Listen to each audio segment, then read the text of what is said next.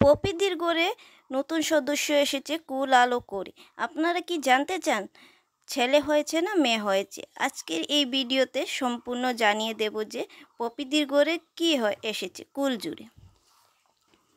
পপিদি একজন সাধারণ ঘরের বউ ছিলেন, কিন্তু সোশ্যাল মিডিয়াতে আসার পর তিনি হাজার হাজার মানুষের অনেক অনেক ভালোবাসায় আজ সবার জনপ্রিয় হয়ে উঠতে পেরেছেন।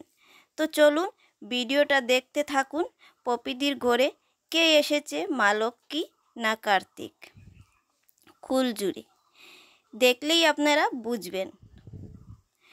পপিদি ডাক্তার দেখাতে গিয়েছিলেন এবং হসপিটালে যাওয়ার শেষ প্রান্ত অবধি সব ভিডিও কিন্তু আমাদের সাথে শেয়ার করেছিলেন।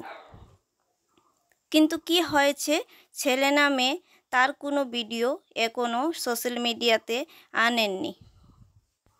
মা লক্ষ্মীর ফটোটা খুবই ভালো লাগছে। পপিদির অনেক ভিডিও আমরা দেখেছি, আর পপিদির রান্নার ভিডিও দেখতে আমাদের অনেকই ভালো লাগে।